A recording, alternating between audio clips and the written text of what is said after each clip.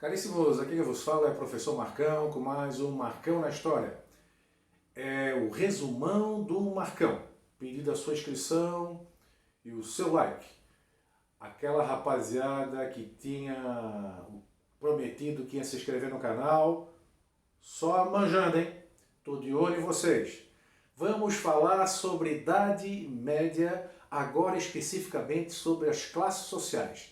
Eu comentei na postagem anterior que a Idade Média está dividida em Alta Idade Média e Baixa Idade Média. A Alta Idade Média se caracteriza pelo feudalismo. Então nós temos aqui Alta Idade Média, período feudal, século V, século XI. Idade Média, parte 2, Sociedade Feudal. Nós vamos encontrar, a primeira coisa importante que nós vamos encontrar é a divisão em suzerania e vassalagem. Pode parecer esquisito isso, relação de suzerania e vassalagem. É o seguinte, as guerras feudais naquela época eram constantes, não é por acaso que eles usavam aquelas armaduras. Quanto mais feudos, mais poderoso o indivíduo é.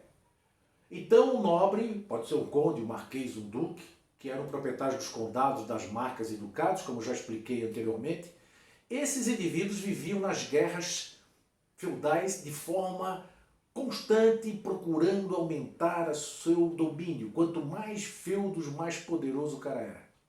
E nesse momento, o que acontecia? Eles tinham exércitos. E esses exércitos precisavam de oficiais. Como é que eles encontravam esses oficiais? Porque os soldados eram os peões, iam a pé. Os cavaleiros eram os nobres. Como é que acontecia essa relação entre nobres, de cavaleiros? É o seguinte, na hierarquia da nobreza, o grau mais baixo é o grau de cavaleiro, mas ele é um nobre, ele não deixa de ser um nobre.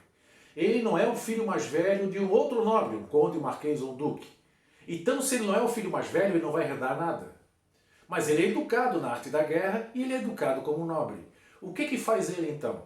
Ele, quando chega a uma certa idade, ele sabendo que o irmão mais velho é que vai herdar todos os bens e o título do pai, ele procura outro nobre e se coloca a serviço, mostra lá a sua origem nobre e na verdade, aceito como oficial do exército desse nobre. Ele tem uma vantagem nisso, porque quando ocorrem as guerras feudais, se ele se destacar nessas guerras, geralmente ele ganhava como prêmio parte do feudo conquistado.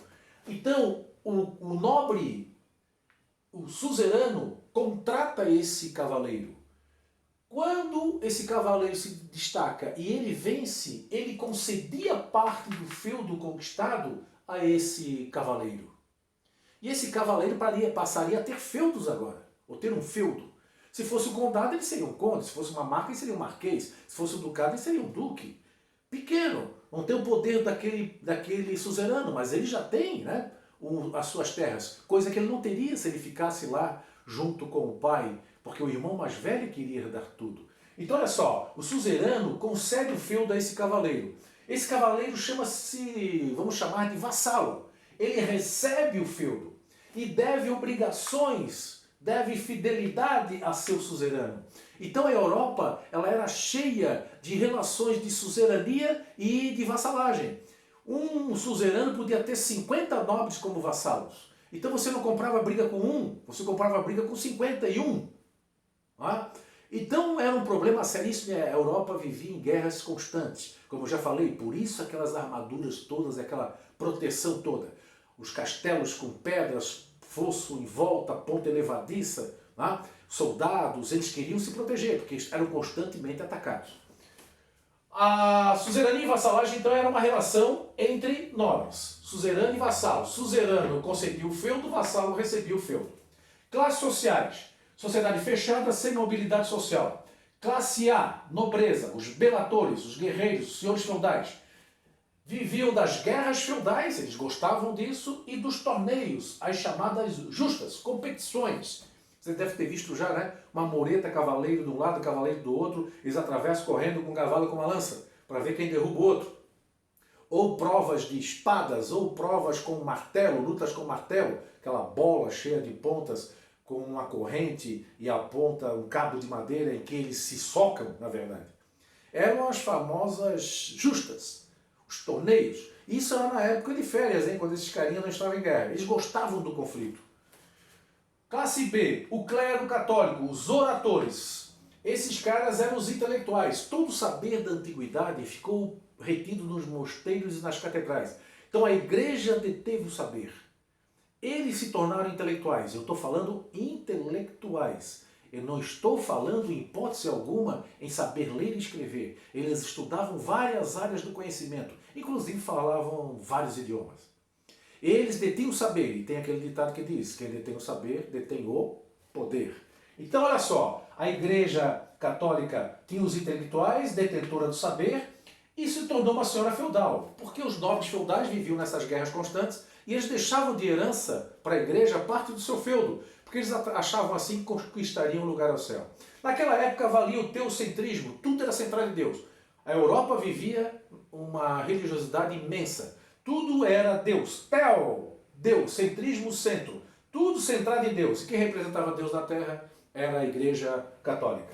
Ela era então uma senhora feudal. A classe C, os servos, os laboratores, camponeses artesãos, os trabalhadores, trabalhavam para servir os nobres e servir a igreja. A igreja também tinha os seus servos. Era uma relação servil de produção. Eles trabalhavam para a subsistência do feudo, mas tinham a sua condição humana reconhecida. Viviam na miséria, mas a condição humana reconhecida.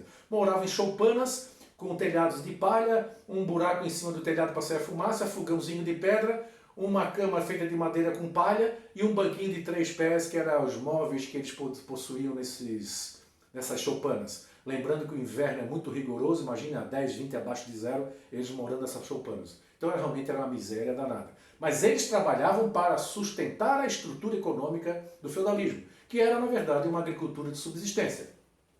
Resumando o Marcão, relembrando então. Alta Idade Média, feudalismo, sociedade feudal, suzerania e vassalagem. Suzerano, nobre que doava o feudo. Cavaleiro, recebia o feudo do nobre, a partir desse momento ele devia fidelidade e obrigações. O vassalo é o cavaleiro que recebe o feudo, como eu já falei, devendo fidelidade e obrigações, que pode ser impostos, participar de guerras e etc.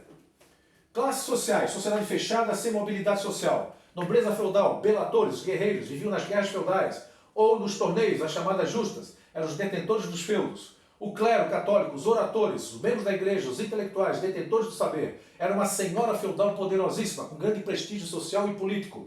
Funcionava naquela época o teocentrismo, tudo era centrado em Deus e na igreja. Os servos, os laboratores, os trabalhadores, camponeses e artesãos viviam numa relação servil de produção, trabalhavam para a manutenção dos feudos, a subsistência dos feudos. Estavam presos às terras, mas não eram considerados escravos, pois tinham sua condição humana reconhecida. Resumão do Marcão, forte abraço, continuamos ainda falando sobre a Idade Média. Na próxima postagem, vamos entrar em outras características desse período. Forte abraço do Marcão, fui!